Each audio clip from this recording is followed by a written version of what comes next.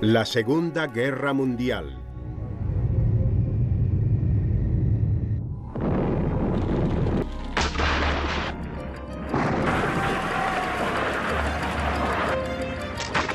Señor presidente, ¿qué pasa con los japoneses?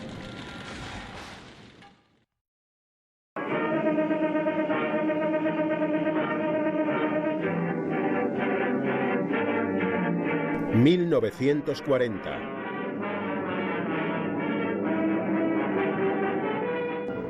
En agosto de 1940, el gobierno proalemán francés de Vichy permitió la invasión de las tropas y aviones japoneses que ocuparon Indochina.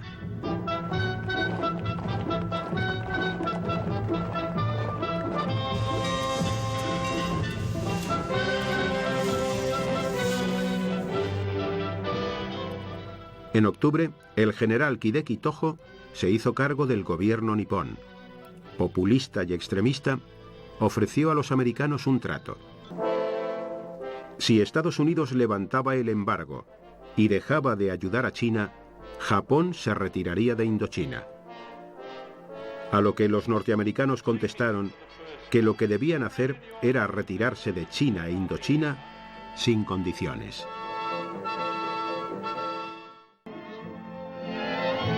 Pearl Harbor, puesto vital avanzado de la defensa de Estados Unidos en el Pacífico.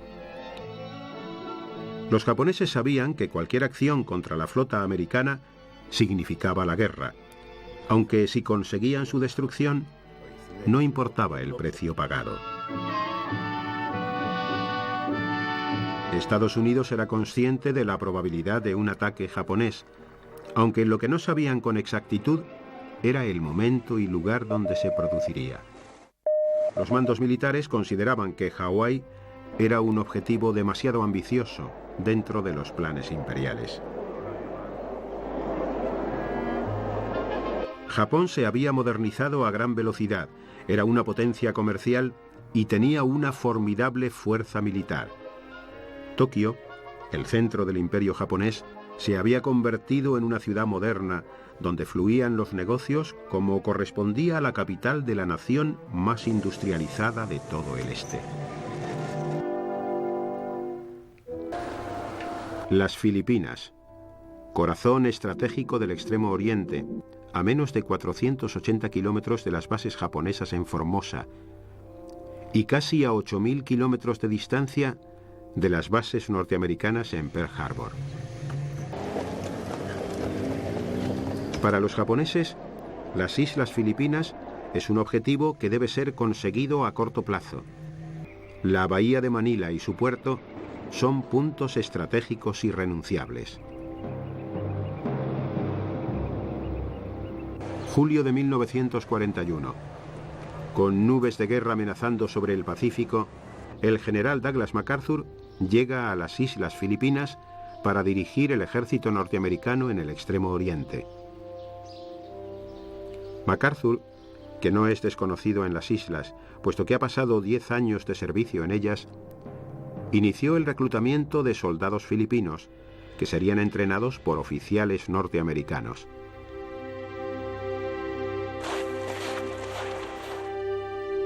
Las defensas antiaéreas se encuentran en una condición precaria.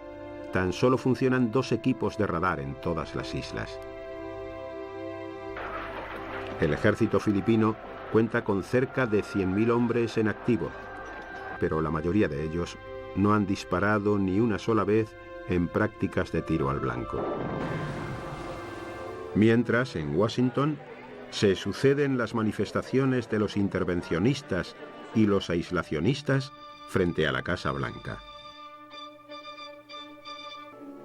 En otoño de 1941, Roosevelt había hecho todo lo posible, preparando al país para el conflicto que veía inevitable. Preocupado por los movimientos fascistas en Italia y Alemania, así como por el expansionismo japonés, se encontraba con las manos atadas por la ley que garantizaba la neutralidad de Estados Unidos en política exterior. La prensa norteamericana destacaba que la iniciativa es de los enemigos. Si tiene que haber guerra, tendrán que empezarla ellos. Roosevelt y el secretario de Estado Walter Hort llevaban a cabo negociaciones con los japoneses pidiéndoles que detuvieran su agresión contra China. Pero los diplomáticos japoneses ignoraron tales peticiones, ya que conocían las intenciones de su gobierno.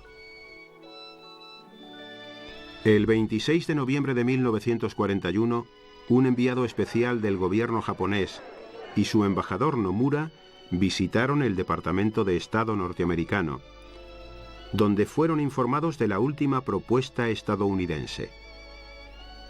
La guerra no podrá evitarse si Japón mantenía su política de agresión en Asia.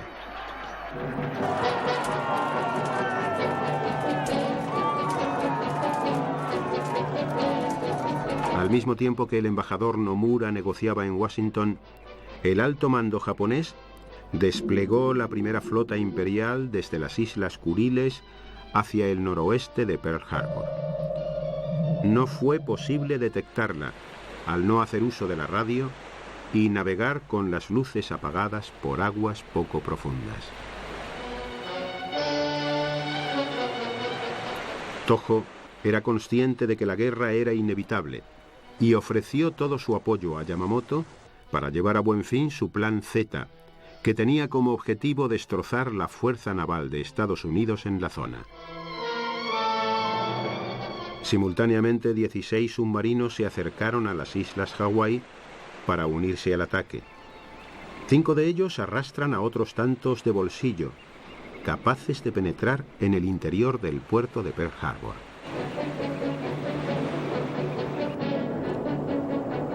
En la conferencia imperial del 1 de diciembre de 1941, el gobierno japonés consideró que estaban cerradas todas las puertas para una solución pacífica con el gobierno norteamericano. El día 5 de diciembre, Nagumo recibe la señal escalar el monte Nitaka. Con ello, el emperador daba su conformidad para el ataque, basándose en su idea de que la guerra era el menor de dos males. Al día siguiente, la situación de Pearl Harbor ofrecía un puerto en el que se encontraban 9 acorazados, 7 cruceros y otros barcos menores. No hay portaaviones, ya que se encuentran de maniobras lejos de la isla. Enterados de ello, y a pesar de la inquietud y frustración que el hecho representa para sus planes, los mandos japoneses mantienen su orden de ataque.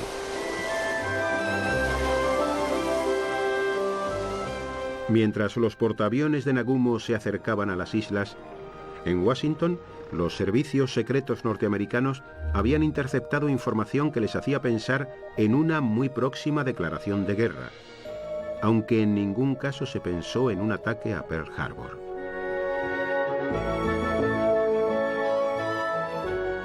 Se llamó a consultas en distintas ocasiones al embajador japonés, pero este, a pesar de la insistencia norteamericana, demoró su presencia una y otra vez, consciente de que los aviones japoneses van camino de Hawái.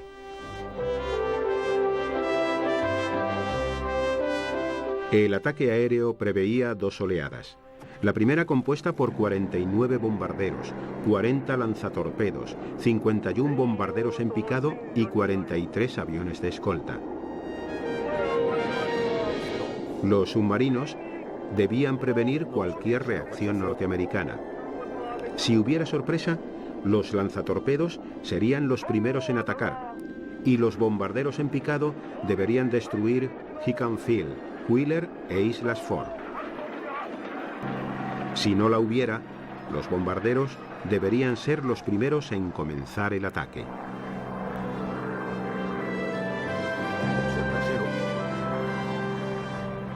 La segunda oleada estaba compuesta por 170 aparatos y remataría los daños ocasionados por la primera.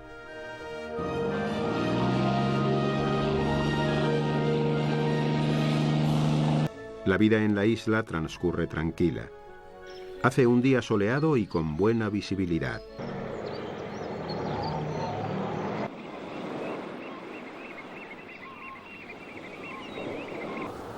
La enorme estación de radar del ejército norteamericano en Opana registra en la pantalla, a unos 200 kilómetros de distancia, un número importante de aviones que se acercan por el noroeste. El oficial de guardia, el teniente Kermit Tyer del fuerte Shafter, considera que son aviones propios, puesto que se esperaba la llegada de un contingente de B-17 procedentes del continente.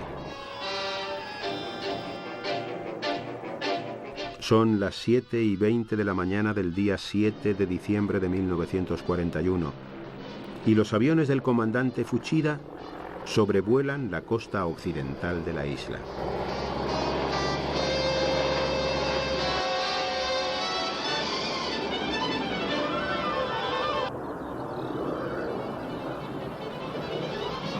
A las 7:55, los bombarderos en picado japoneses comenzaron sus ataques contra las 6 bases aéreas norteamericanas de Hawái.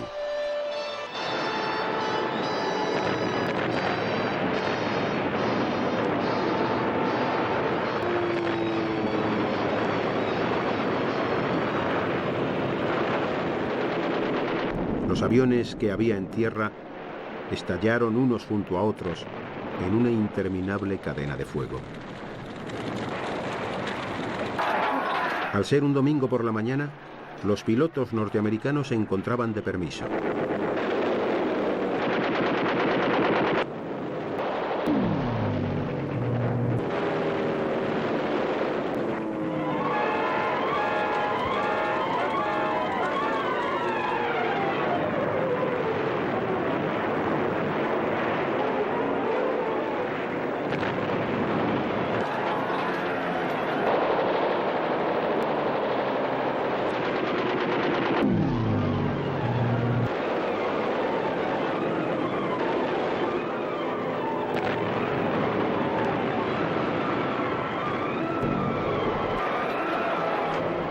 Nada más comenzar el bombardeo, el teniente Heihiro Abe consigue destrozar el costado del acorazado West Virginia.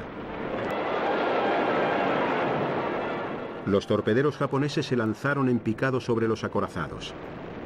Un torpedo hundió al Helena, 2 más al California, y el Oklahoma sufrió varios impactos que le provocaron las vías de agua suficientes para zozobrar.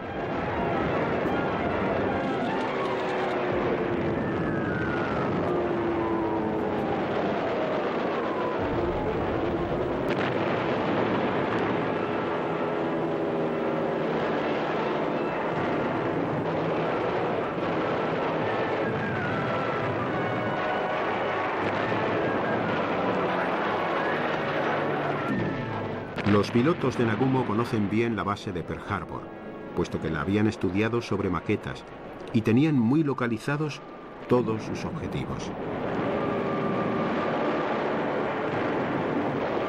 Las escuadrillas de ataque sin oposición aérea realizan una y otra vez las maniobras de picado sobre los acorazados estadounidenses y los aeródromos, destruyendo en tierra al grueso de los aparatos que se encontraban aparcados ala con ala. Las tropas norteamericanas, bajo el estupor de los primeros momentos, no daban crédito al panorama dantesco que tenían ante sus ojos. El devastador ataque de los bombarderos en picado, cazas y torpederos se ha convertido en un holocausto de destrucción, arrasando todo lo que encuentran a su paso. Los soldados norteamericanos intentan llegar a sus puestos de combate bajo el fuego de los aviones japoneses, que disparan a placer.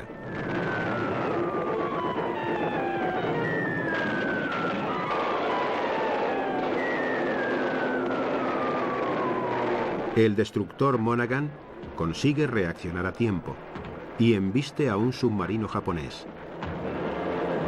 El Tennessee y el Arizona reciben el impacto de los proyectiles que les hacen estallar en 1000 pedazos. El acorazado Nevada intenta salir de la bahía y la lluvia de bombas lo deja embarrancado.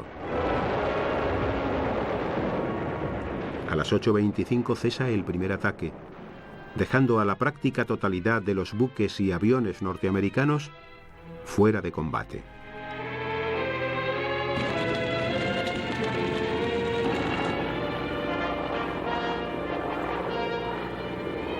La segunda oleada tuvo lugar a las 8:40 horas.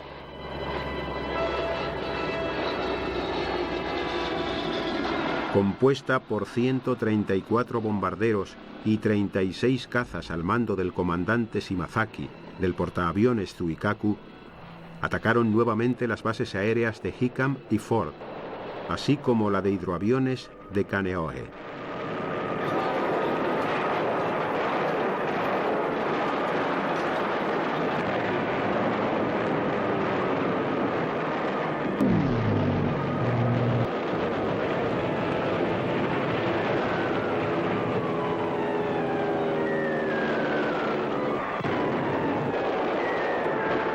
Las defensas norteamericanas consiguieron abatir algunos aviones.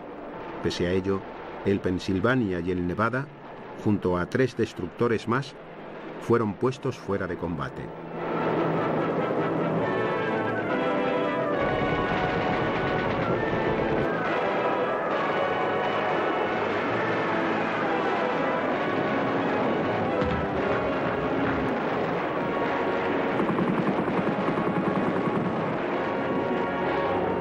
A las 10 de la mañana, Nagumo, temiendo que los portaaviones Lexington y Enterprise pudieran sorprenderles en cualquier momento, ordenó la retirada de sus aviones. La tensión de los pilotos japoneses entre el caos de fuego y destrucción provocó que dejaran intactos los tanques de superficie que contenían las reservas de petróleo norteamericanas para un año. La decisión de Nagumo de no efectuar un tercer ataque en contra de la opinión de sus comandantes fue un factor decisivo en el desarrollo posterior de la guerra. Ha sido una traición, pero los japoneses han realizado un buen trabajo, reconoció Husband Kimmel, comandante de la flota en Pearl Harbor.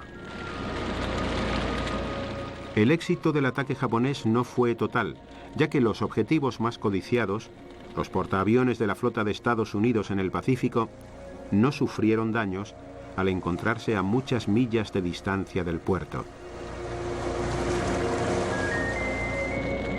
De haberlos localizado, no hubieran podido resistir un ataque masivo japonés.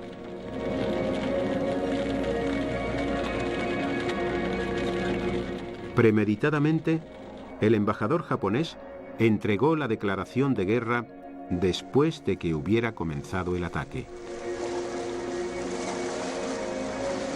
Nunca en la historia una batalla había tenido una victoria tan aplastante en tan corto espacio de tiempo.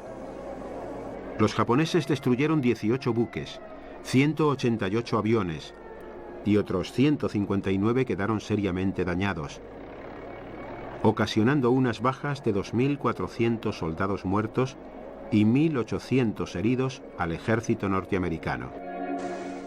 Las fuerzas imperiales perdieron a 60 hombres y tan solo 29 aviones y 5 submarinos de bolsillo.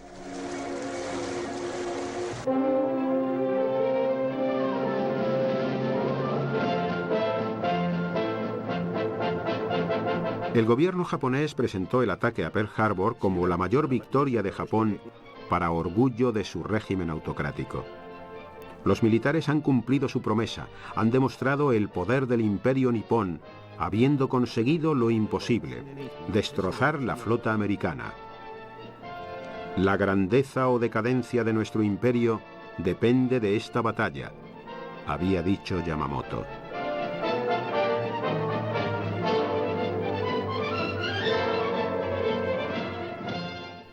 ...188 aviones destruidos y 300.000 toneladas de buques de guerra destrozadas, entre otros, el Arizona, Oklahoma, West Virginia, Maryland, Tennessee, Pensilvania y Nevada fueron hundidos, aunque más de 70 quedaron indemnes.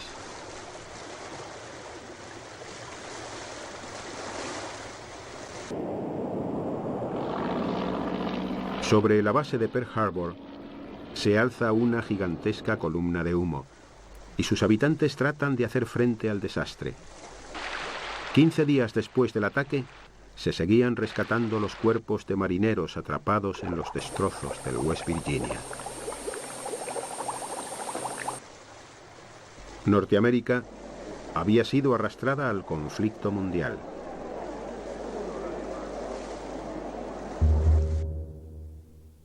Wardell Hort corre a la Casa Blanca. Han llegado noticias a Washington. Los japoneses han atacado Pearl Harbor. 8 de diciembre. La multitud se reúne frente al Capitolio en Washington. Esperan la llegada del presidente para asistir a una sesión urgente del Congreso. La neutralidad soterrada se ha roto definitivamente. Roosevelt, por fin, puede actuar. Pido al Congreso que a causa del cobarde y no provocado ataque japonés el domingo 7 de diciembre de 1941 declare que existe un estado de guerra entre los Estados Unidos y el Imperio japonés.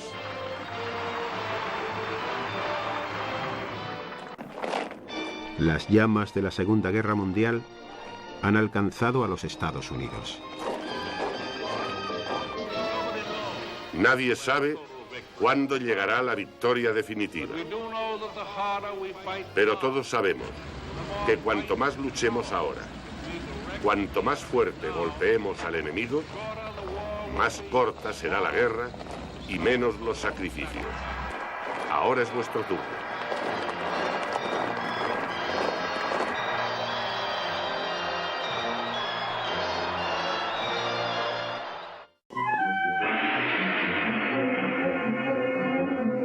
Los japoneses acaban de atacar Pearl Harbor. Las islas Filipinas permanecen en alerta máxima. El mando norteamericano es consciente de que las ambiciones japonesas no tienen límite. Desde las bases de Formosa, los aviones japoneses se dirigen hacia Filipinas. Su misión es atacar los campos de Iba y Clark, aunque debido al mal tiempo llevan un retraso de 6 horas sobre el horario previsto, y por ello temen haber perdido el factor sorpresa. Temerosos por un ataque, y después de más de 3 horas en el aire, los aviones norteamericanos con base en las Filipinas no han divisado aviones japoneses. Aliviados, vuelven a sus lugares de partida para reponer combustible. Mientras las confiadas tripulaciones toman un descanso para comer, los aviones japoneses se aproximan a Clark Field. El ataque sorpresa es devastador. Las incursiones en vuelo rasante sobre los campos de Iba y Clark destruyen a más de 100 aviones B-17 y P-40 norteamericanos que estaban en tierra, consiguiendo un dominio aéreo aplastante en la zona. En el primer día de guerra, la Fuerza Aérea de Extremo Oriente, la espina dorsal de la defensa filipina, es destruida. El próximo blanco es la base naval americana en Cavite. Los bombarderos japoneses, lejos del alcance de las armas estadounidenses, convirtieron a la bahía de Manila en una trampa mortal.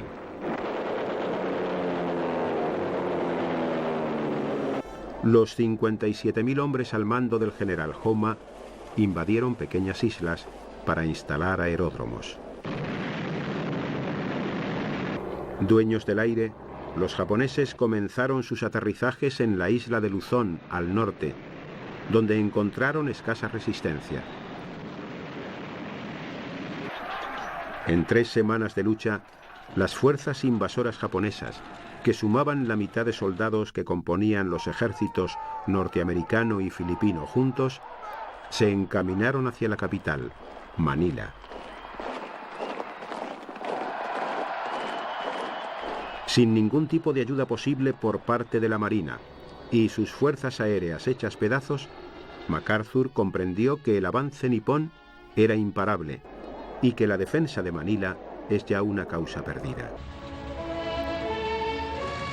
El 26 de diciembre de 1941 la declara ciudad abierta y ordena a sus hombres retroceder a la última zona de defensa, Bataan, en donde se atrincheraron el 6 de enero de 1942. Al no encontrar resistencia y con las instalaciones militares abandonadas y destruidas, el proyecto triunfal de los japoneses se adelanta a lo previsto. Solo 25 días después de la invasión, las tropas japonesas se extienden por todo Manila. La retirada norteamericana significa para Japón un reconocimiento de su derrota. El cuartel general imperial considera la campaña de Filipinas un éxito, ordenando la vuelta a Java de una división completa de soldados. Con el fin de limpiar la zona, se estableció una guarnición de hombres expertos en ese tipo de operaciones.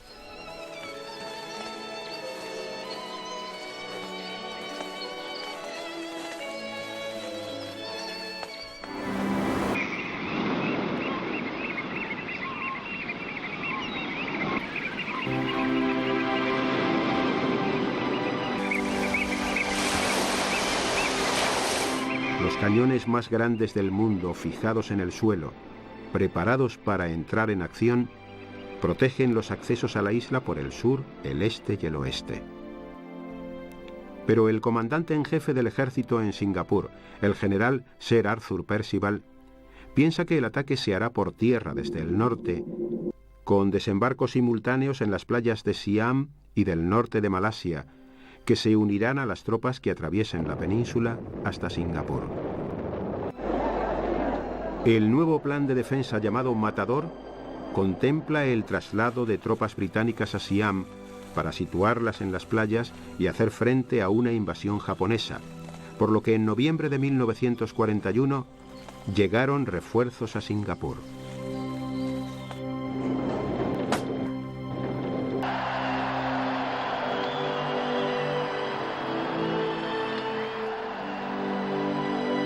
Los planes japoneses para la invasión se centran en el uso de las mismas playas marcadas en el Plan Matador británico.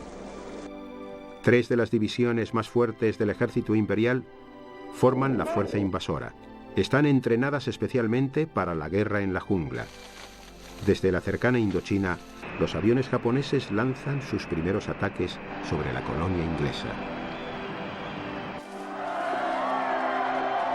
Las tropas británicas no consiguieron detener los desembarcos japoneses, que vinieron acompañados de un fuerte bombardeo sobre Singapur.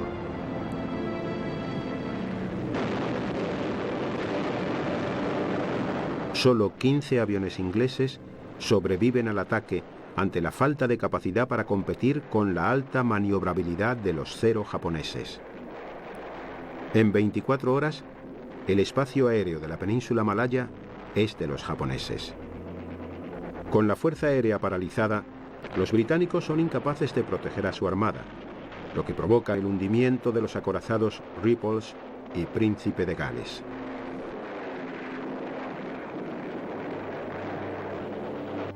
Nunca hasta ahora en esta guerra se había recibido un golpe tan fulminante.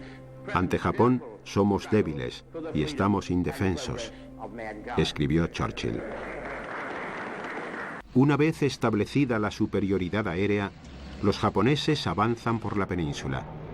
A la cabeza del ataque, tropas de infantería en bicicleta avanzan a gran velocidad por las bien construidas carreteras británicas.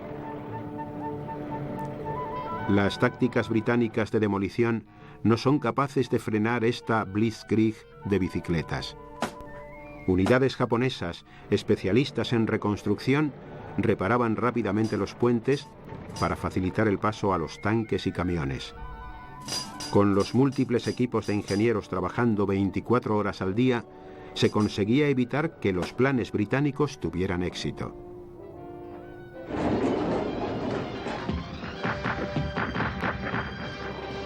Las ciudades más importantes de las colonias británicas están siendo arrasadas.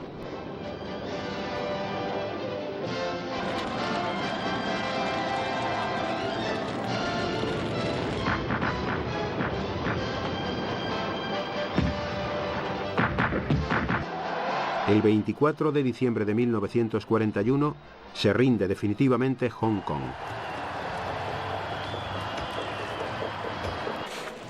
12.000 prisioneros comprobaron la brutalidad de los soldados japoneses.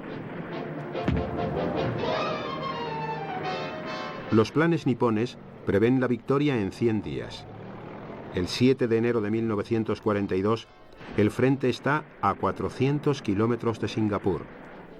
La velocidad del avance japonés consigue que las tropas británicas no puedan reorganizarse, además de encontrarse con el inconveniente de no estar entrenadas para la guerra en la jungla. La única opción es retener a los invasores todo lo que puedan y destruir en su retirada aquello que pueda ser útil a los japoneses. Los británicos no cuentan con un solo tanque en Malasia.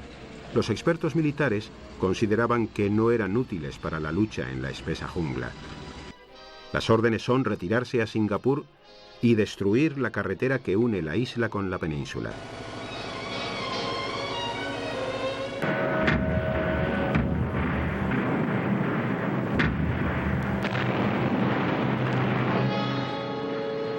Yamashita pide a los británicos que se rindan, pero estos deciden seguir luchando. Churchill ordena a sus generales que defiendan Singapur hasta la muerte. La rendición no se puede ni pensar. Pero sin agua y alimentos, el comandante británico Arthur Percival decide entregarse junto a sus soldados al Tigre de Malasia, con la esperanza de que todos tuvieran un trato humano.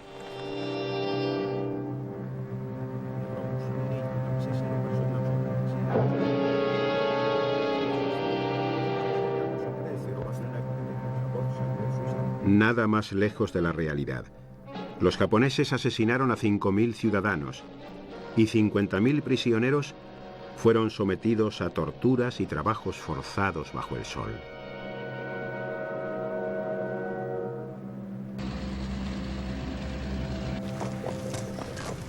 Los británicos habían tardado casi 20 años en construir la fortaleza de Singapur. Los japoneses la conquistaron en 70 días y estaban seguros de que se estaba cumpliendo el destino del imperio.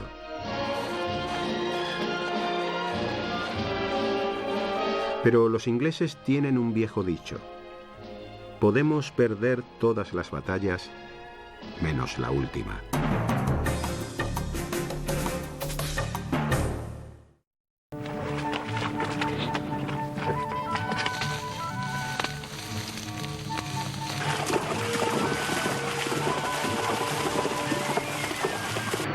El 8 de enero de 1942, juzgando erróneamente las posiciones norteamericanas y subestimando sus fuerzas, los japoneses lanzaron una ofensiva contra Bataan.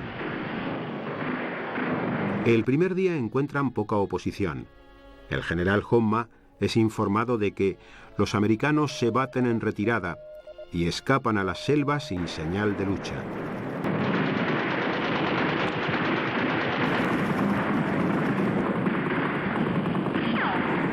Las tropas norteamericanas se encontraron con problemas para poder alimentar a más de 100.000 personas entre civiles y militares, además de que los japoneses controlaban el mar y el aire y podían incorporar refuerzos a voluntad. Ningún contraataque de los soldados estadounidenses podría triunfar. El objetivo estaba claro: defender las posiciones en espera de refuerzos. Ganar tiempo era la victoria.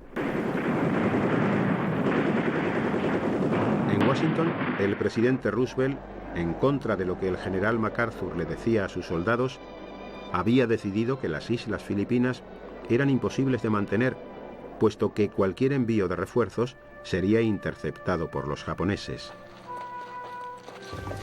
Pasados 2 meses, el esfuerzo y desgaste de los soldados por repeler los ataques japoneses era patente, y no había noticias de la llegada de refuerzos.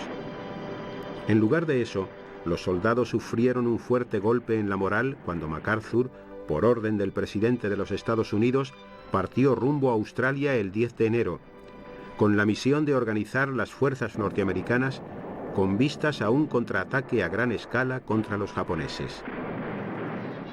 Junto a su mujer e hijo, emprende una peligrosa huida hacia Australia a través del bloqueo japonés en una lancha torpedera PT-41. Pero MacArthur no olvida a los hombres que deja atrás. El 16 de marzo llega al aeródromo de Batchelor, al norte del territorio australiano, y desde allí se traslada a Terowie. El día 20 pronuncia un discurso en el que recuerda a los prisioneros que dejó en Bataan y Corregidor, enviándoles un mensaje de esperanza y una solemne promesa. I shall return. Volveré. Aunque no está de acuerdo con la estrategia del presidente Roosevelt y Churchill de Alemania primero, acepta el nombramiento de comandante supremo de las fuerzas aliadas en el Pacífico suroccidental, a pesar de que ello le obligaba a compartir el mando de la zona con el almirante Chester Nimitz. Su fuerte y polémica personalidad le ha llevado a ser un símbolo para los filipinos, para los australianos y para sus propios compatriotas. Su vanidad y arrogancia quedan recogidas en otra de sus célebres frases. Los viejos soldados nunca mueren, sencillamente se desvanecen. Para muchos, MacArthur representaba la esperanza de una victoria final en el Pacífico.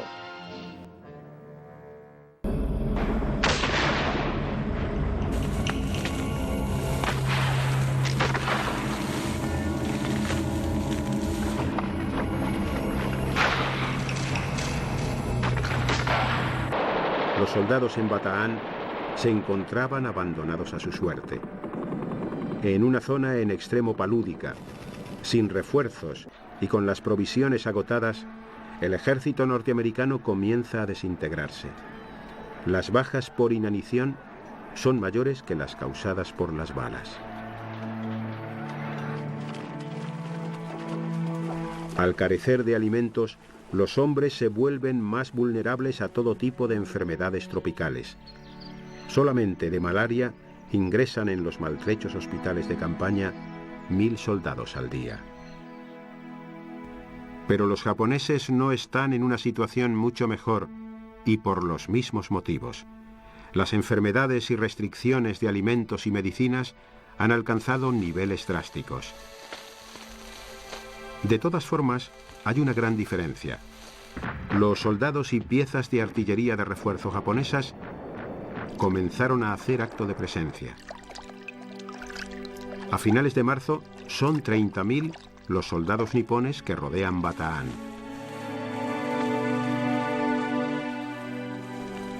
El 3 de abril lanzaron un furioso ataque contra los soldados norteamericanos y filipinos, que se ven obligados a retroceder hacia el sur de la península.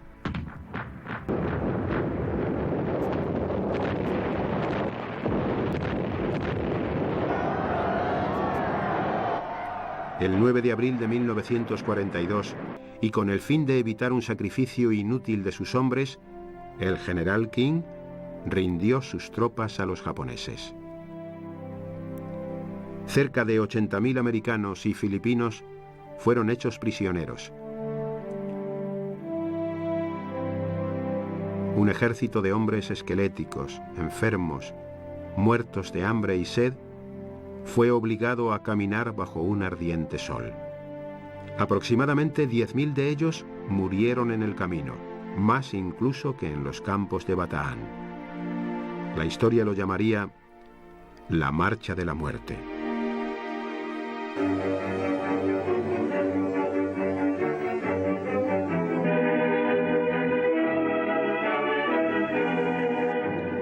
La isla fortificada de Corregidor es el último obstáculo para la victoria japonesa.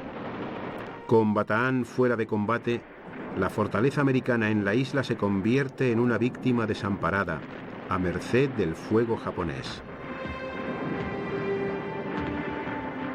Los 15.000 soldados que protegen la isla, situada a tan solo 2 millas de la costa, sufren el bombardeo continuo desde tierra y aire diariamente durante semanas. Finalmente, 2000 soldados japoneses, acompañados de carros de combate, consiguieron que después de 149 días, el 6 de mayo de 1942, el general Jonathan Wainwright firmara la rendición incondicional de Filipinas.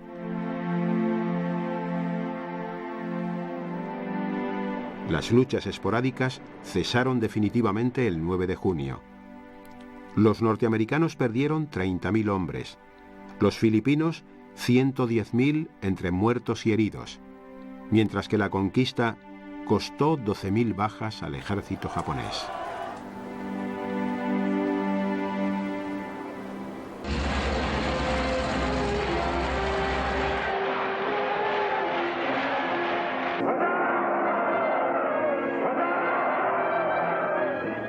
Las sucesivas victorias japonesas en el Pacífico y en el Índico, donde habían conseguido poner fin a la presencia británica en el archipiélago malayo, han provocado que Roosevelt busque recuperar la iniciativa en la guerra cuanto antes y frenar el avance japonés.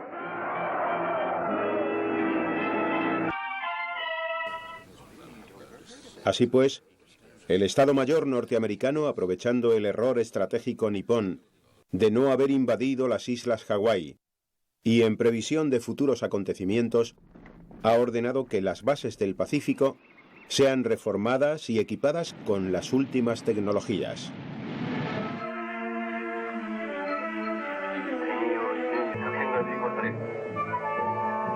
Entretanto, el gobierno japonés, junto a su pueblo, celebran los aires de victoria, homenajeando a sus ejércitos a los que consideran invencibles. La mayoría de los mandos creen que con los territorios ocupados, su perímetro defensivo está garantizado. Sin embargo, el almirante Isoroku Yamamoto, comandante en jefe de la flota combinada imperial, no piensa de la misma forma. Es consciente del error que habían cometido al no conquistar Hawái y teme la reacción del enemigo. La fragilidad de la victoria japonesa la hace insuficiente para mantener su efectividad a lo largo del tiempo.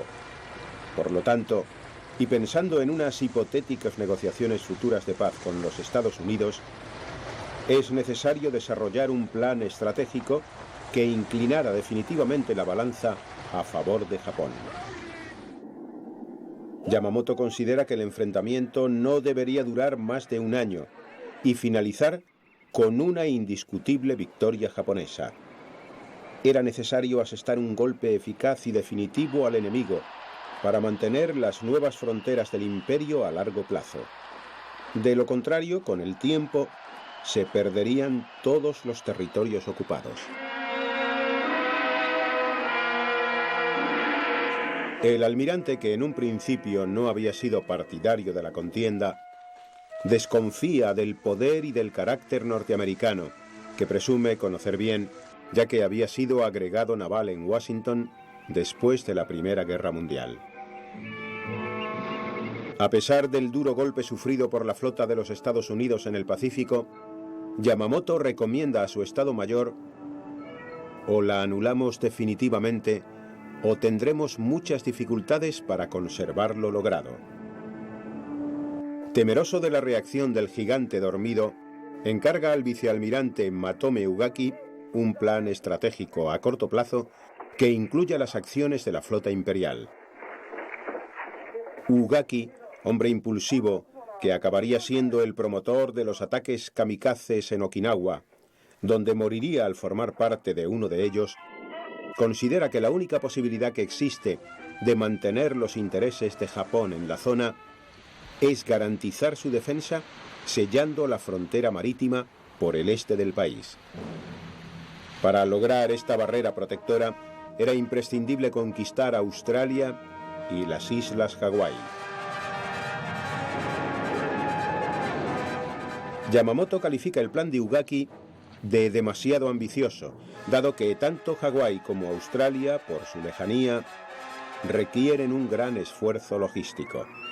Por otra parte, teme que Inglaterra acabe siendo derrotada por Alemania y su flota se sume al poder ofensivo norteamericano, al que calcula que le queda un año para estar de nuevo a pleno rendimiento.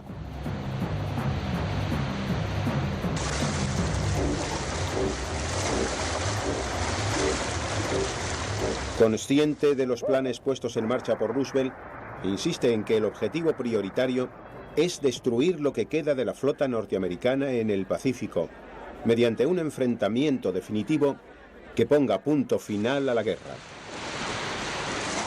Así pues, la estrategia debe fundarse en buscar esta decisiva batalla entre la armada aliada y la combinada del Imperio nipón.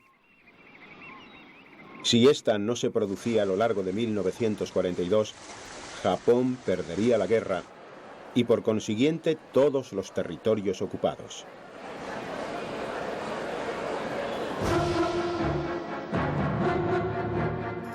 A primeros de mayo, los distintos puntos de vista sobre los futuros planes de actuación de sus fuerzas armadas derivan en tensos debates en el seno del Estado Mayor Imperial. La conquista de Filipinas, Guam, Malasia, Birmania y las Indias holandesas han supuesto la pérdida tan solo de 23 barcos. Ello sirve de base para que algunos mandos, como el almirante Nagano, crean que es más conveniente expandirse hacia la zona occidental de Japón, ocupando la India y Ceilán. Pero Yamamoto reitera que una guerra larga reduce las posibilidades de mantener el dominio del Pacífico. No se puede ignorar la reacción del enemigo, y la única opción que existe de conservar el nuevo imperio es lograr la destrucción de la flota norteamericana, ahora que aún se está a tiempo.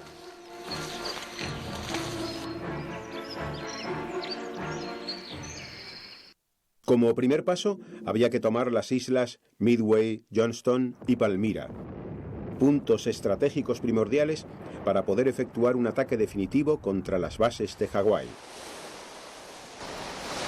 Estos planes requerirán la presencia de fuertes contingentes de tropas, pero aunque los mandos del ejército muestran más interés en una expansión hacia el Asia continental y la Unión Soviética, la autoridad de Yamamoto, tras Pearl Harbor y sus posteriores conquistas, es indiscutible. El plan estratégico definitivo se basará en dos grandes operaciones. La denominada MO, que tendría lugar en mayo, serviría para conquistar Port Moresby en la isla de Nueva Guinea. Con ello se protegería el flanco sur, en donde se encuentra la base de Rabaul, desde la cual, si el desarrollo de la guerra era favorable, se podría pensar en la conquista de Nueva Caledonia y Australia. En junio se iniciaría la segunda de las acciones bajo el nombre de TEN y estaría compuesta de dos fases simultáneas. La primera efectuaría un ataque de distracción sobre las islas Attu y Kiska en las Aleutianas, muy cerca de Alaska, con el fin de atraer al grueso de la flota norteamericana en Pearl Harbor. La segunda, donde intervendría la mayoría de los buques de la flota imperial, sería la encargada del ataque al objetivo principal, el atolón de Midway, situado a 1.800 kilómetros al noroeste de Hawái y a 3.200 de Japón. Este punto, decisivo para los intereses nipones, actúa como frontera noroeste de la principal base naval estadounidense en el Pacífico y se encuentra a cargo de un reducido grupo de tropas de marines que vigilan y mantienen activo su aeropuerto civil y militar. En estas circunstancias, Yamamoto cree que no debe haber problemas para tomarlo. Pero los servicios de inteligencia norteamericanos, después del golpe de Pearl Harbor, tienen alertados al máximo a sus grupos de información con el fin de conocer los futuros planes del enemigo.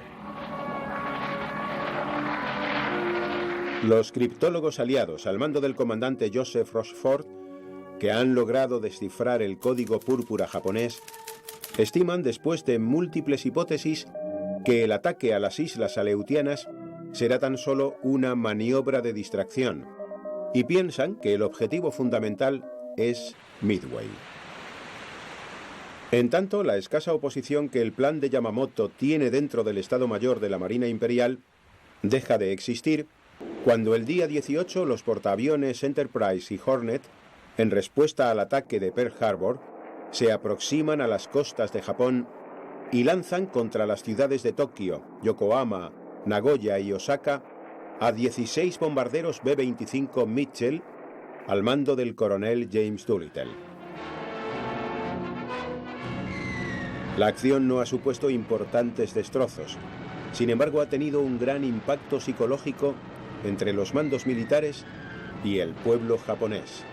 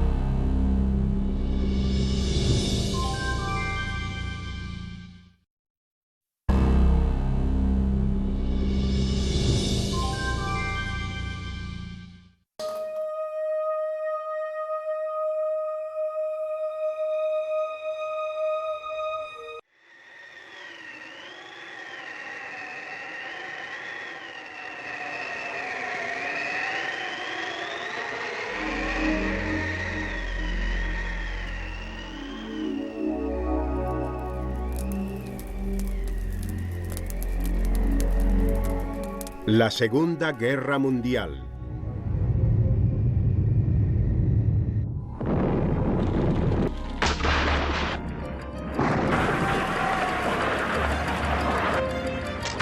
Midway. Cambio de rumbo.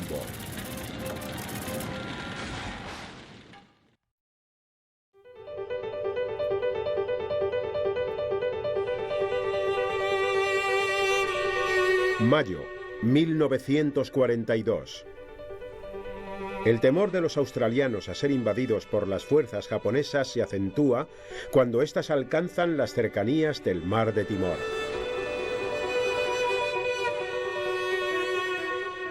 Una gran parte de sus ejércitos se encuentra luchando junto al resto de las tropas aliadas en el norte de África, lo que merma sensiblemente la capacidad para repeler un ataque nipón.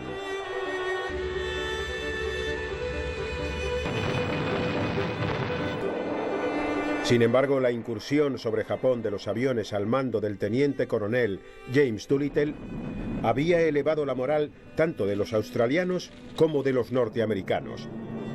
Además, los japoneses se habían visto obligados a retirar varios escuadrones de cazas para proteger el espacio aéreo de sus ciudades más importantes. No obstante, la creencia de considerarse invencibles les obliga a responder precipitadamente.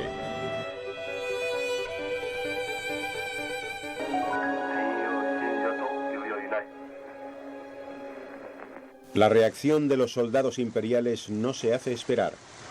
La operación Mo, bajo el mando del vicealmirante Shigeyoshi Inoue, se pone en marcha. Una parte de la flota compuesta por buques de transporte, escoltados por una escuadra de destructores, emprenden la ruta costeando la isla de Nueva Guinea con rumbo al canal de Jomard. Su objetivo, invadir la capital Port Moresby en el Golfo de Papúa. Otros dos grupos se encargarán de tomar Tulagi, en las Salomón, y las Islas Luisiadas, donde tienen como misión establecer rápidamente una base de hidroaviones y un aeródromo.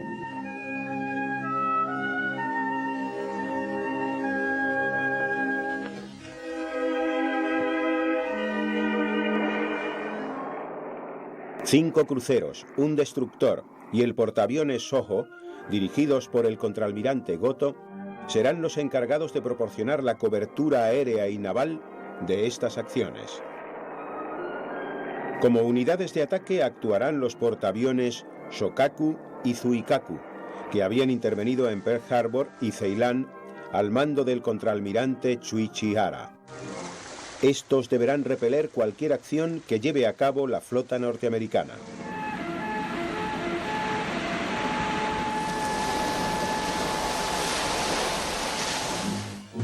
Pero tanto Chester Nimitz, comandante en jefe de la Flota del Pacífico, como Douglas MacArthur, que se encuentra al mando de las tropas del Pacífico Sur Occidental, tienen muy claro cuál es el objetivo japonés y la importancia de este como base que garantiza la seguridad de Australia.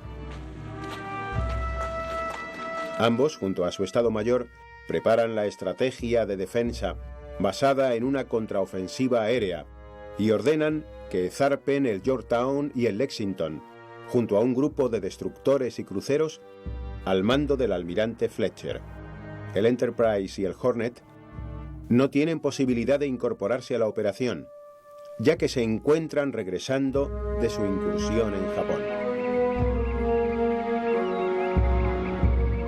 El 2 de mayo, el almirante Nimitz realiza una primera visita a las instalaciones de la isla de Midway. La inteligencia militar norteamericana viene advirtiendo desde hace algún tiempo que el nuevo golpe de Japón sería sobre esta estratégica isla, y no Hawái o la costa oriental de los Estados Unidos. Nimitz confía en la información del capitán de corbeta Joseph Rochefort, al frente del equipo de información de la estación de Hawái. Los datos obtenidos de los mensajes japoneses que han conseguido interferir señalan que la flota imperial está organizando una gran operación que casi con toda seguridad se dirigirá contra la isla de Midway. El encuentro del almirante norteamericano con los mandos de la base, los capitanes Shannon y Cyril Simard, tiene como fin planificar las defensas de la isla, que él mismo se encargará de supervisar para rechazar un asalto anfibio japonés. El 3 de mayo, Fletcher recibe el mensaje de que los japoneses han desembarcado en Tulagi y ocupado parte de las Salomón. Inmediatamente ordena un despliegue de sus barcos y poner rumbo a toda máquina hacia las islas. Cuando el Yorktown se encuentra a menos de 20 millas de los invasores, despegan sus aviones torpederos e inician un ataque contra los buques japoneses que han quedado como grupo de cobertura naval, consiguiendo enviar a pique a un destructor y 3 dragaminas de la Marina Imperial.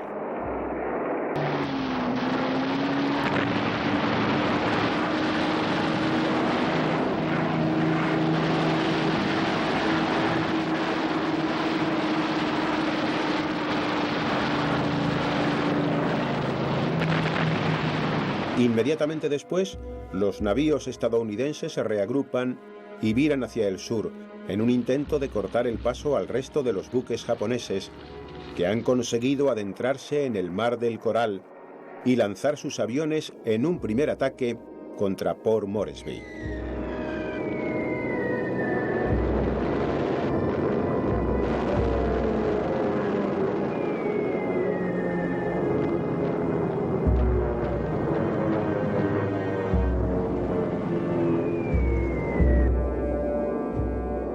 Los aparatos norteamericanos, en un intento de evitar la invasión, arremeten contra ellos cerca del canal de Yomar.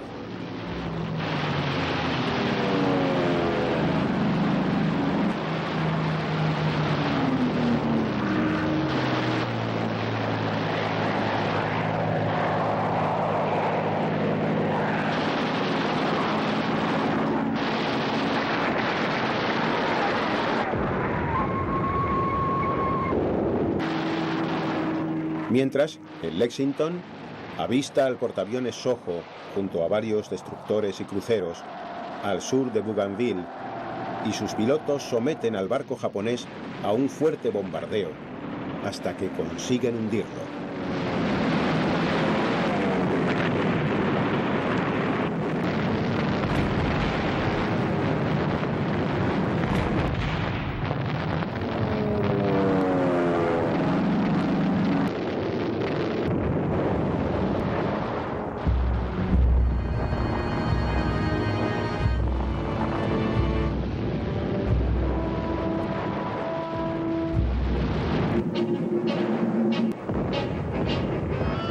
El Zuikaku y el Shokaku, que han captado la llamada de auxilio, ponen rumbo a toda máquina al punto donde parte de su flota está siendo atacada.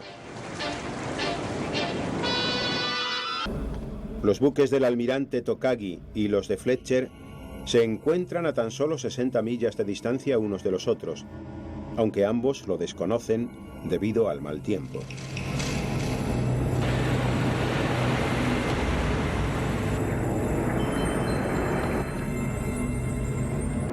En las primeras horas de la mañana del día 8, casi simultáneamente, los aviones de reconocimiento de ambas escuadras divisan a los barcos enemigos.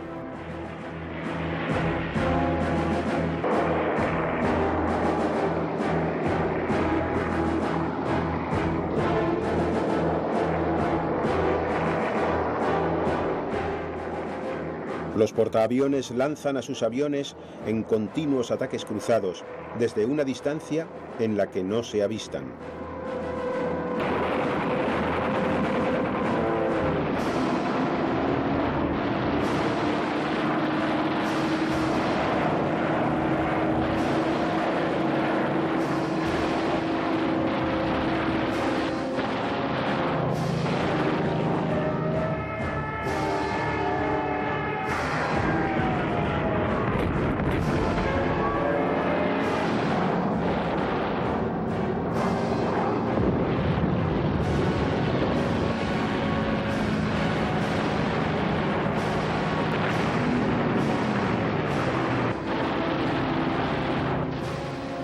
El Shokaku y el Zuikaku son puestos fuera de combate, al igual que el Yorktown, mientras que el Lexington es hundido.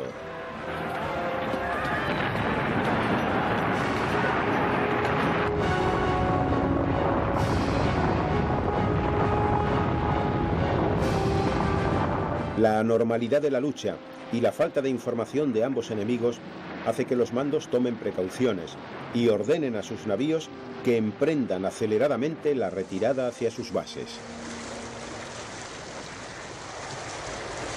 La primera batalla de la historia en la que solo han combatido portaaviones se ha saldado con un primer revés para los japoneses. La conquista de Port Moresby no se ha podido llevar a cabo y la operación Mo ha supuesto un fracaso para los intereses de Yamamoto.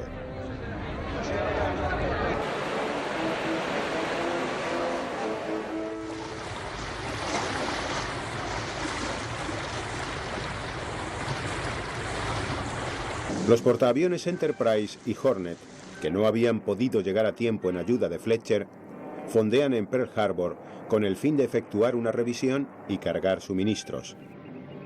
Unos días más tarde, entra en el puerto el Yorktown para ser sometido a una reparación con la máxima urgencia.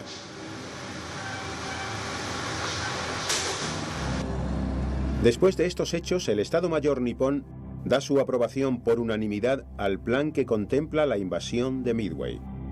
El almirante Osami Nagano, jefe del Estado Mayor, e Isoroku Yamamoto deciden que el operativo debe finalizar con un ataque sorpresa, al igual que sucedió en Pearl Harbor. Ambos están convencidos de que la escasa protección de la isla augura una rápida conquista.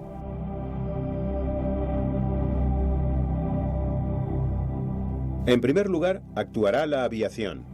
A continuación, la artillería naval y para concluir se procederá al desembarco de las tropas que ocuparán las posiciones norteamericanas.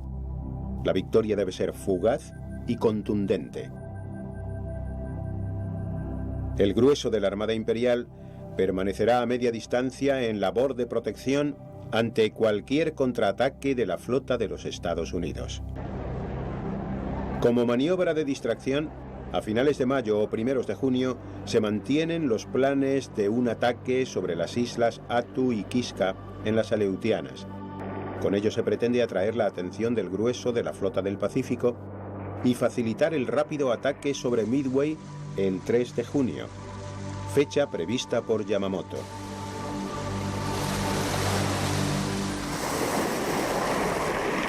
El poderoso almirante, autor intelectual del plan Midway, confía ciegamente en la victoria y opta por embarcarse en uno de los buques que participarán en la batalla. Alguno de los mandos se lo reprocha, aconsejándole que permanezca en Hashirajima para dirigir mejor a las fuerzas.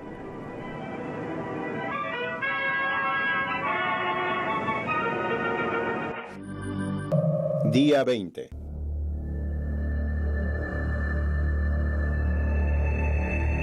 Los servicios secretos norteamericanos están al corriente de que los japoneses planean una nueva operación para finales de mes, ya que se han interferido varios mensajes en donde los nipones marcan el objetivo previsto con las letras AF.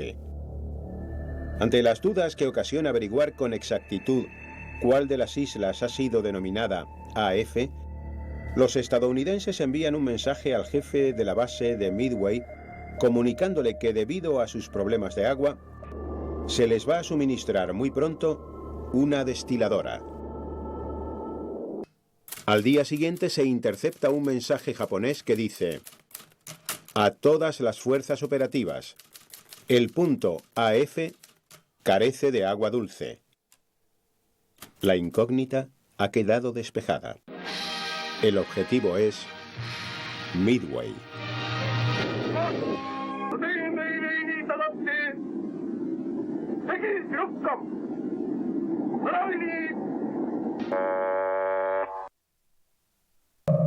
Día 25. La quinta fuerza de portaaviones, al mando del vicealmirante Boshiro Hosogawa, formada por los portaaviones ligeros Ryuyo y Junyo, zarpan junto a los cruceros pesados Maya y Takao de la base de Ominato al norte de Honshu, con rumbo a las Aleutianas. Como fuerzas de apoyo le siguen los acorazados Ise, Fuso y Yamashiro, más el crucero Abukuma y varios buques de transporte con 1.200 soldados.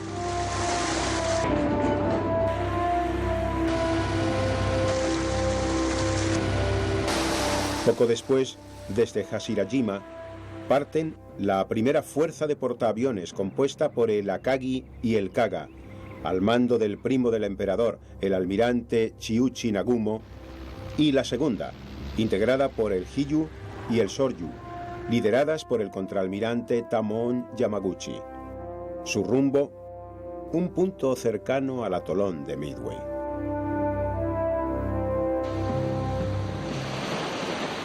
Día 28. La primera flota de Yamamoto, formada por los acorazados Yamato, Nagato y Mutsu, junto al portaaviones Hoso y el crucero Sendai, más 12 destructores, zarpan para situarse en el perímetro más alejado de Midway, desde donde seguirán el curso de la batalla. El almirante está convencido de que los Estados Unidos no cuentan con información alguna sobre la operación. No obstante, ordena que no cesen los vuelos de reconocimiento y que algunas unidades de los mayores submarinos de la flota imperial naveguen hacia puntos estratégicos para efectuar misiones de alerta lejana. Con la gran ventaja que supone conocer los planes japoneses, el jefe de la flota de los Estados Unidos en el Pacífico, almirante Chester Nimitz, prepara su táctica de combate. Es consciente de que no pueden perder la base de Midway, ya que ello significaría malograr su capacidad para efectuar bombardeos a larga distancia. Tanto él como Roosevelt están dispuestos a que Midway sirva de freno definitivo a las ambiciones japonesas. Infligir una dura derrota al enemigo significaría un cambio de rumbo en la guerra y la posibilidad de iniciar una contraofensiva a gran escala. El almirante norteamericano viaja a la isla y personalmente se encarga de organizar sus defensas. Refuerza tanto el número de aviones como el de soldados que hay en la guarnición al mando del coronel Harold Shannon, y ordena instalar una línea telefónica directa con el puesto de mando en Honolulu para evitar en lo posible la utilización de la radio. A pesar de conocer los planes japoneses y de haber realizado un gran esfuerzo para dejar operativo al Yorktown, Nimitz teme la enorme superioridad de la flota imperial frente a sus 3 portaaviones. La única barrera entre la flota japonesa y las costas de los Estados Unidos son nuestros 3 portaaviones, advierte al presidente Roosevelt.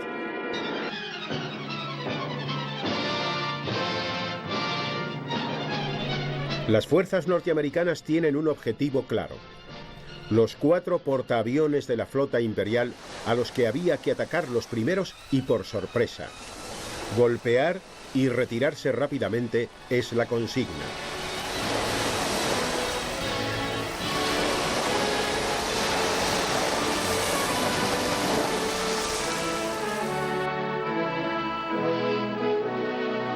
Si la flota imperial lograba hundir a los portaaviones de la Marina estadounidense, el Pacífico y la costa oeste del país sufriría las consecuencias.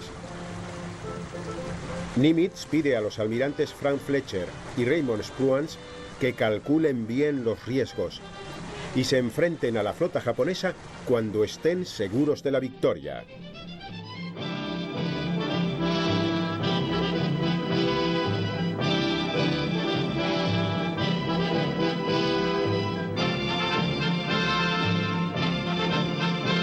El Hornet, el Enterprise, levan anclas junto a sus respectivos buques auxiliares y se adentran en el océano escoltados por 6 cruceros y 9 destructores. El resto de la fuerza operativa formada por el Yorktown, 8 cruceros, 15 destructores y 20 submarinos, al mando del almirante Fletcher, navegan hacia sus posiciones de combate.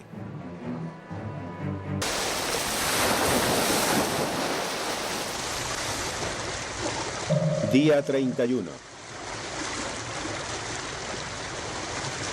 En la noche del 31 de mayo, la Fuerza 16 al mando del almirante Raymond Spruance, formada por los portaaviones Hornet y Enterprise, junto a la 17, a cargo del almirante Frank Fletcher, que incluye al portaaviones Yorktown, se desplazan silenciosamente con rumbo al punto Lac, situado a 300 millas al noreste de Midway. Han traspasado los arrecifes de la fragata francesa y la barrera de seguridad colocada por los japoneses sin que estos les hayan detectado.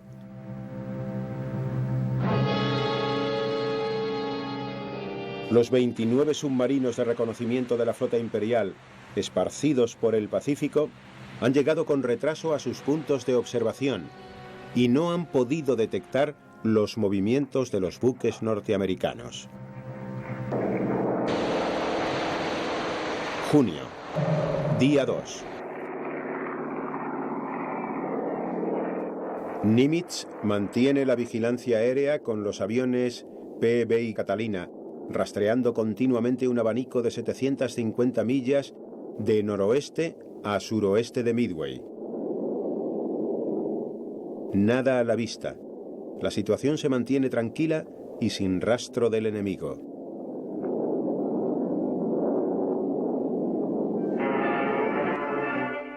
Más al norte, como estaba previsto, los japoneses han atacado las islas Attu y Kiska sin encontrar resistencia, destruyendo las instalaciones y depósitos de combustible de Dutch Harbor.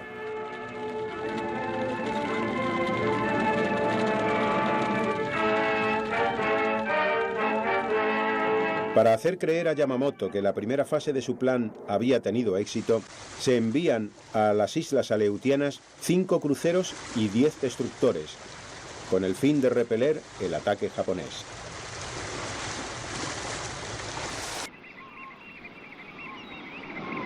Día 3. Chiuchi Nagumo, el héroe de Pearl Harbor, y su flota se acercan a la posición de ataque. El almirante ordena que despeguen del Akagi, el Mikuma y el Tone varias escuadrillas de aviones en misión de reconocimiento. Los aparatos del Akagi tienen como misión rastrear un radio de 300 millas en el sector sur. El resto de la zona de observación queda a cargo de los aviones que han partido de los otros navíos con algo de retraso.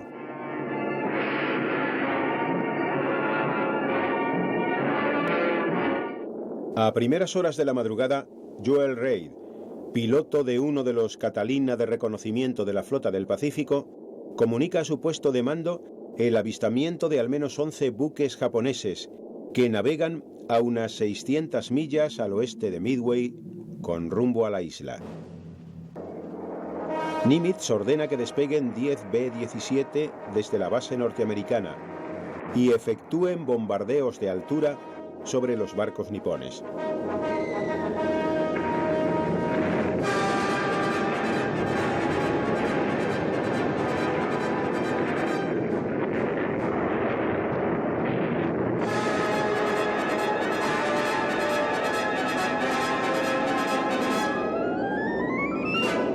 Analiza la situación junto a sus mandos y estima que la fuerza descubierta por el PBI no puede ser el grueso del ataque japonés, e insiste a los aviones de reconocimiento que continúen su búsqueda.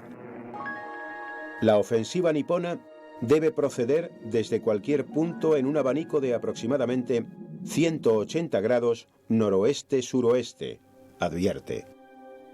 Los buques de la Fuerza Operativa Estadounidense, situados al noreste de Midway, ponen rumbo para colocarse a unas 200 millas al norte de la misma. La alerta es máxima y la tensión aumenta entre los hombres de la flota norteamericana, aunque no hay rastro del enemigo. Día 4, 4:30, hora local. Se incrementa el número de aviones de reconocimiento por parte de las dos flotas. Desde el Yorktown despegan 10 bombarderos en picado Dauntless que deben cubrir la zona de las primeras 100 millas noroeste-suroeste. El resto, hasta las 300 millas, queda para los PBI Catalina.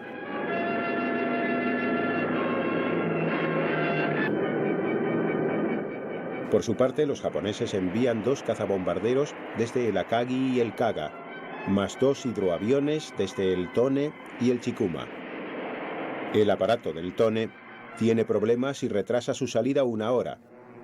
Este hecho será fatídico para la flota japonesa.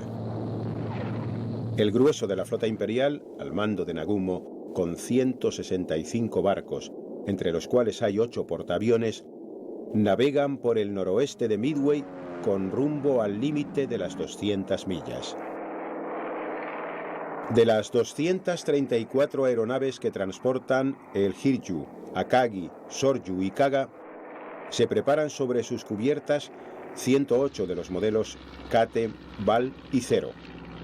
Todos ellos componen la primera oleada de ataque sobre Midway. Los pilotos al mando del teniente Yoichi Tomonaga suben a los aparatos al grito de «Banzai, Banzai» y comienzan a despegar bajo la atenta mirada de Nagumo, situado en su puesto de mando del portaaviones Akagi.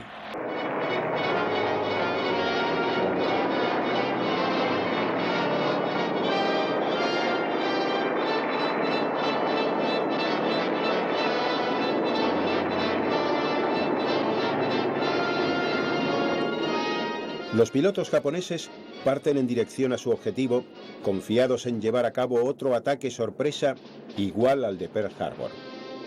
No esperan una gran oposición por parte de los norteamericanos.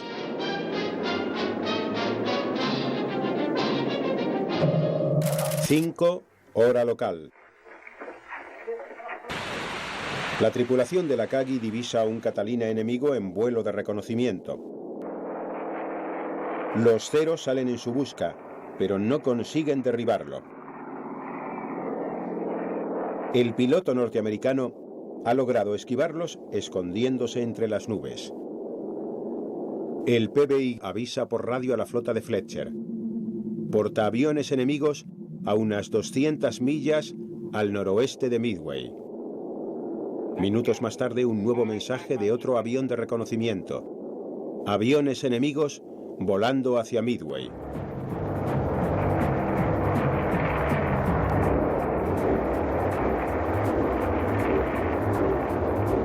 Los aparatos estacionados en Midway despegan en busca de los barcos y aviones japoneses. Mientras, a 250 millas al nordeste de la isla, la Fuerza Naval 16 y 17 de los Estados Unidos se prepara para el combate.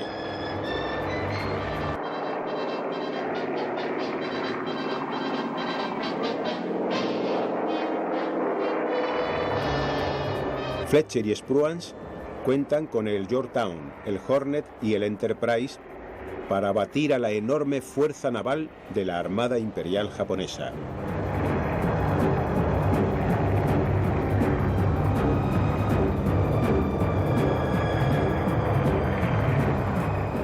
La batalla de Midway, una de las más decisivas de la Segunda Guerra Mundial, ha comenzado. 6:30, hora local. La primera oleada de aviones Zero japoneses llega a Midway y se enfrenta a los antiguos Buffalo norteamericanos, que vuelan en manos de inexpertos pilotos, siendo derribados fácilmente. Pero las baterías antiaéreas que hay en la isla responden con rotundidad, destruyendo a la mayoría de los aviones nipones.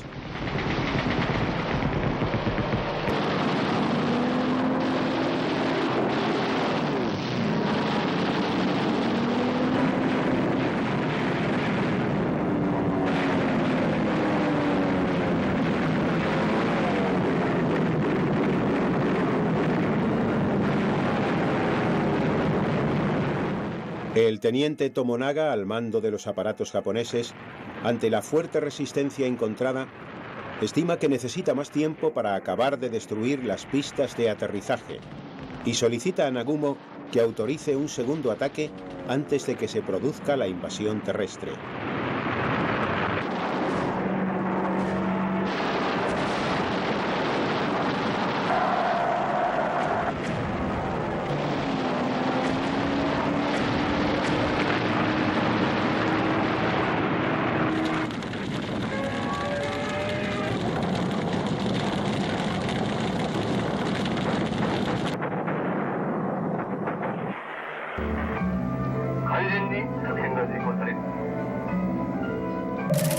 Siete, hora local.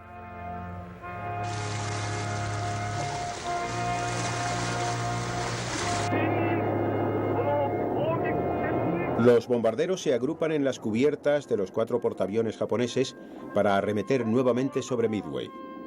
Parte de ellos han cambiado las bombas por torpedos por orden del almirante Nagumo, que tiene la certeza de que la flota situada en Pearl Harbor acudirá en ayuda de las tropas que hay en la isla. Sin embargo, su extrañeza aumenta al comprobar que los submarinos japoneses aún no han comunicado el avistamiento de buques enemigos.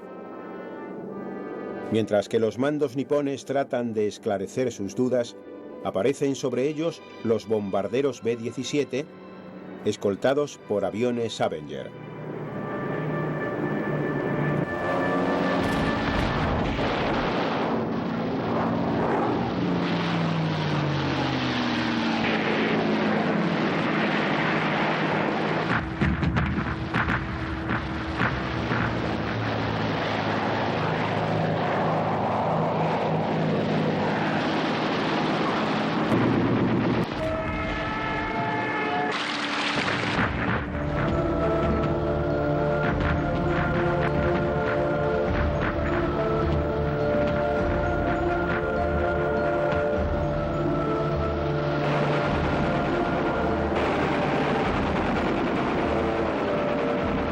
El intenso fuego de artillería de los portaaviones y la rápida intervención de los Zero consiguen derribar 10 aviones norteamericanos y hacen fracasar el ataque.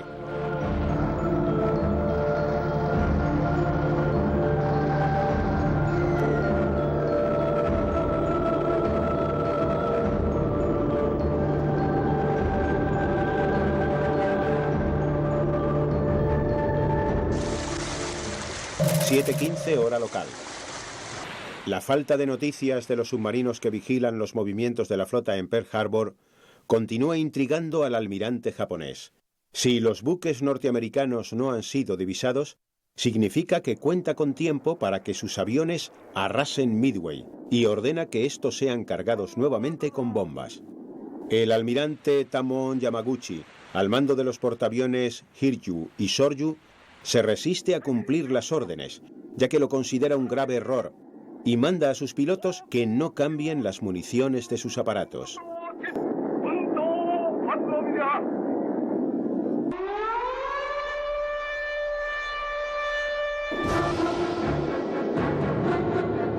7:30, hora local.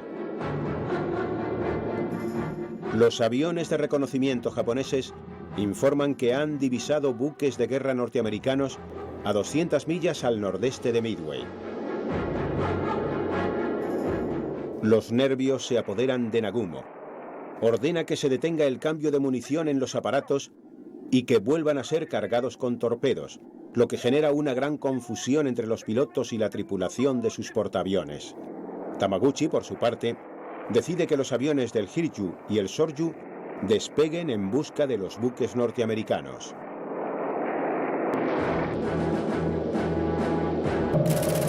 8, hora local.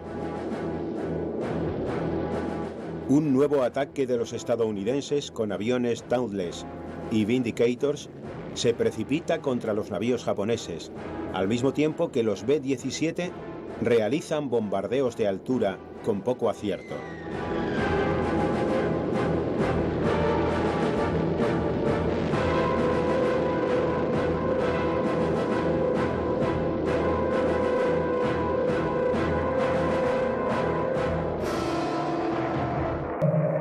...8:15 hora local. Nagumo recibe un nuevo mensaje de sus aviones de reconocimiento. No hay portaaviones en la zona. Los buques norteamericanos solo son cruceros. El almirante japonés respira tranquilo. La victoria está en su mano.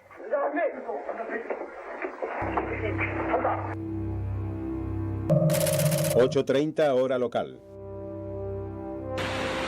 Ningún barco japonés ha sufrido averías importantes, y los mensajes de los aviones de reconocimiento certifican la inexistencia de portaaviones enemigos. Nagumo considera que ha recuperado la iniciativa y manda a atacar la isla y los buques norteamericanos que han sido detectados con todas las fuerzas disponibles. 8:35 hora local. En el buque insignia de la flota japonesa se recibe un mensaje urgente del retrasado avión de reconocimiento del Tone. Avistado portaaviones enemigo. En el puesto de mando de la Akagi reina un gran silencio. Nagumo no puede creer lo que está oyendo. Han fallado los submarinos y los aviones de observación. 9:30 hora local.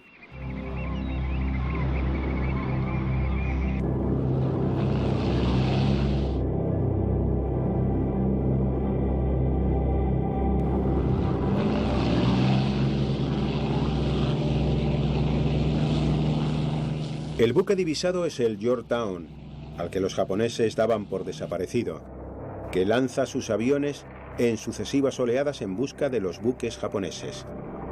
En tanto, el Enterprise y el Hornet se aproximan a la posición de la flota japonesa.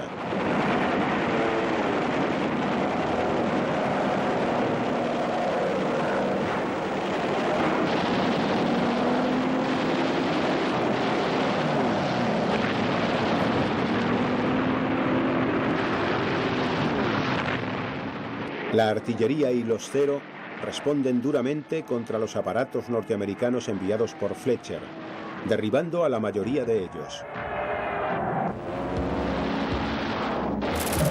10:15 hora local.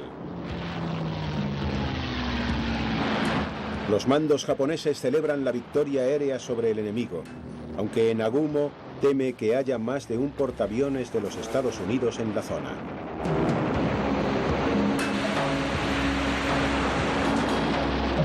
...10:30 hora local.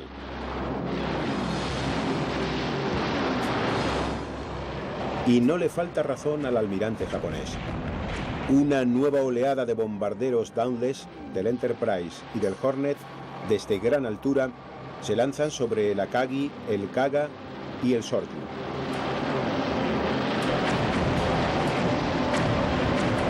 Apenas encuentran resistencia aérea, ya que parte de sus aviones vuelan en dirección a Midway y otros van en busca de la flota norteamericana. Los que han quedado en la retaguardia como cobertura aérea están reponiendo combustible y cargando explosivos.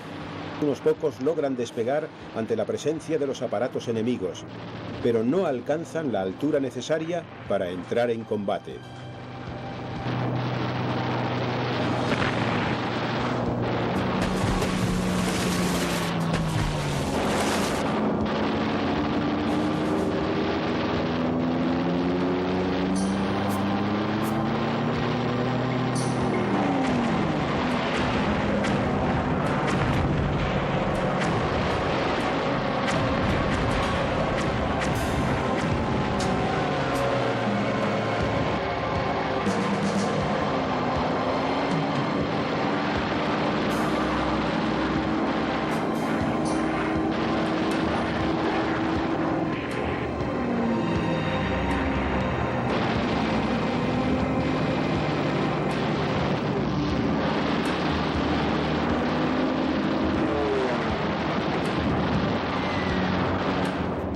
El Akagi recibe el impacto de varias bombas que explosionan junto a la munición mal estivada, provocando una cadena de detonaciones que hacen saltar por los aires los depósitos de combustible y los aviones que hay en cubierta.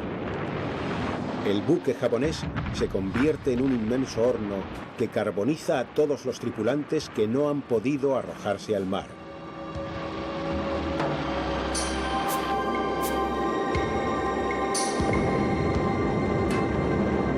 Otros 4 proyectiles impactan sobre el Kaga, destrozando su proa y el puente de mando, donde se halla el comandante del buque, Jisaku Okada.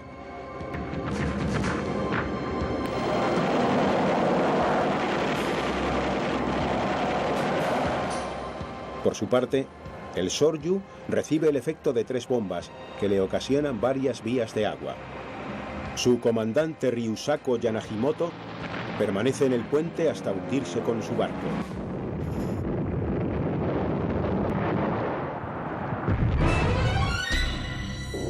En pocos minutos, un puñado de pilotos norteamericanos han eliminado a 3 de los grandes portaaviones japoneses.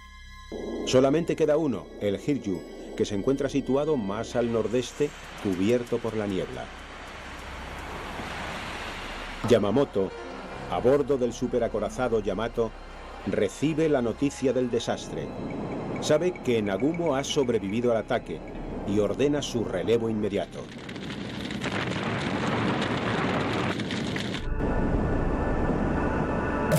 (14:40 hora local). El audaz Yamaguchi, testigo de lo ocurrido, emprende desde el Hiryu un ataque contra los portaaviones norteamericanos. Sus aviones Zero, Vals y Kates intentan arrebatarles la victoria a los barcos de los Estados Unidos.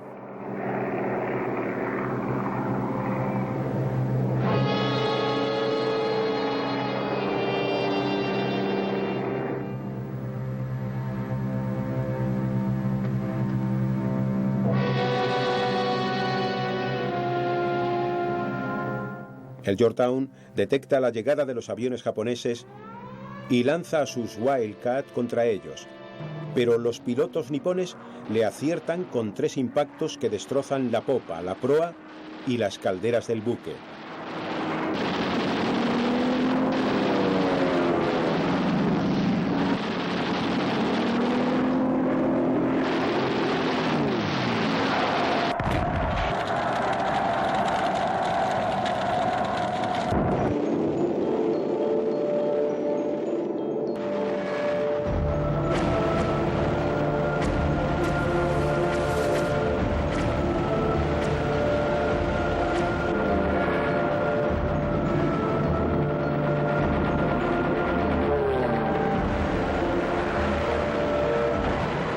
Yamaguchi recibe la información de que el Yorktown ha sido tocado y tiene una fuerte vía de agua. Decide que una tercera oleada se prepare para acabar definitivamente con el portaaviones enemigo. 17 hora local. Los ataques de los aviones del Hiryu han proporcionado la posición del buque a las fuerzas norteamericanas, y los Dauntless del oculto Enterprise se arrojan en picado contra el portaaviones japonés, entablando duros combates con los Zero, que tratan desesperadamente de darle cobertura aérea, mientras que intenta evadir las bombas con cambios continuos de rumbo a toda máquina.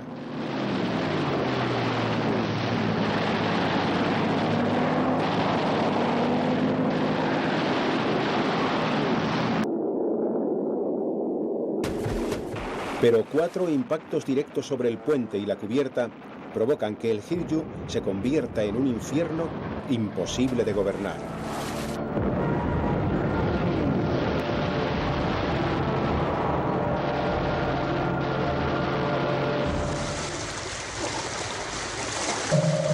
Día 5.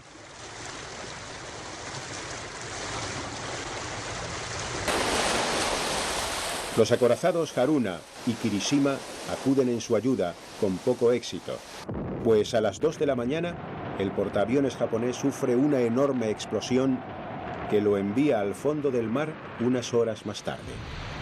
Yamaguchi se hunde con el buque junto a una parte de su tripulación que se niega a abandonar sus puestos.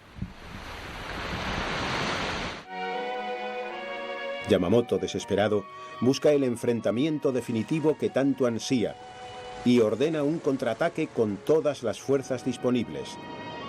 Pero Nimitz ha decidido retirar sus buques hacia el norte.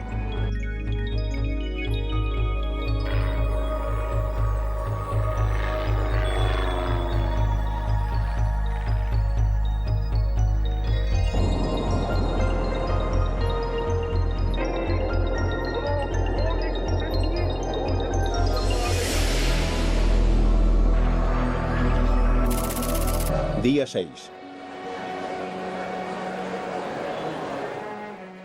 El jefe de la flota imperial necesita urgentemente una victoria y manda a sus cruceros que arrasen la isla de Midway para más tarde proceder al desembarco de las tropas. El contraalmirante Ugaki le convence para que desista de su plan, ya que a estas alturas de la batalla sería un suicidio.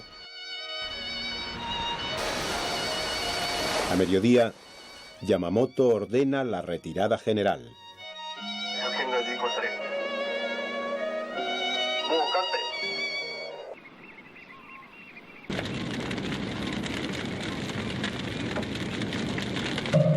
Día 7.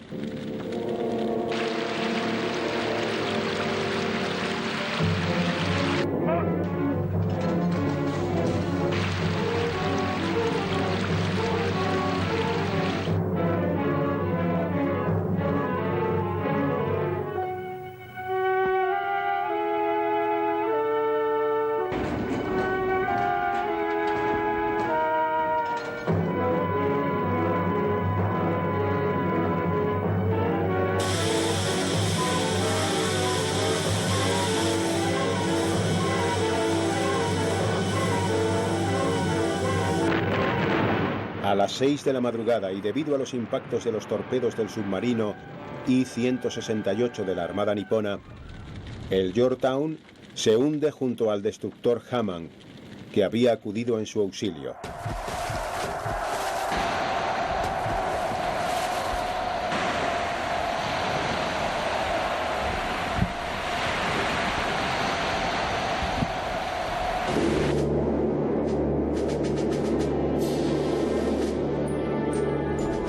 Japón ha sufrido el mayor desastre naval de su historia y la batalla de Midway ha cambiado el curso de la guerra.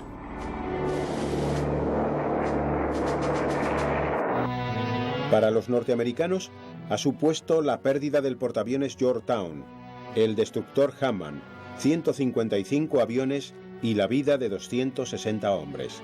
Los japoneses han sufrido la desaparición de los portaaviones Akagi, Kaga, Hiryu y Soryu, además del crucero Mikuma, 250 aviones y 3.100 hombres. El desmoronamiento de la capacidad ofensiva aeronaval japonesa es evidente. El gobierno impone la censura de prensa en las noticias relativas a la contienda, al mismo tiempo que relega al almirante Yamamoto a un segundo plano. 6 meses después de Pearl Harbor, el plan del almirante ha supuesto un rotundo fracaso para los objetivos del Imperio del Sol naciente. El vicealmirante Matome Ugaki se inclina ante el emperador con el argumento de que la derrota ha sido fruto de la arrogancia. Hemos pecado de vanidosos debido a los éxitos anteriores. Para los estadounidenses, ha quedado demostrada la importancia del portaaviones como arma imprescindible en la lucha por reconquistar las posiciones del Pacífico. La clave del éxito ha sido la información. Y una vez más, Winston Churchill, con sus palabras de felicitación, deja para la historia una valoración exacta de lo que fue el enfrentamiento. Esta memorable victoria, de un solo golpe, ha cambiado de signo la posición dominante de Japón en el Pacífico.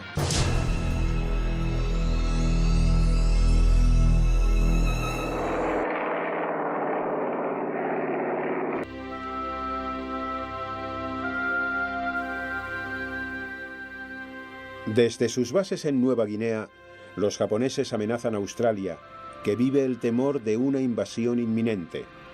Para afianzar las defensas del país, MacArthur solicita armas y hombres a Roosevelt. Estos llegan masivamente en convoyes a través del Pacífico.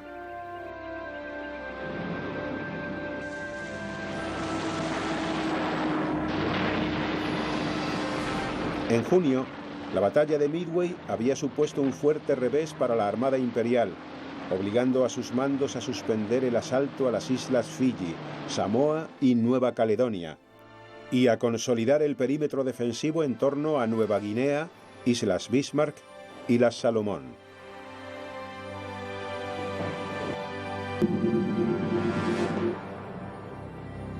Pero la proximidad de la base aliada de Port Moresby constituye un grave peligro para los propósitos del mando nipón. Su presencia perturba la capacidad de movimiento de las tropas japonesas, por lo que se ha convertido en un objetivo irrenunciable. Para conquistarla, es necesario contar con apoyo aéreo desde una base cercana, y el lugar más indicado para construirla es Guadalcanal.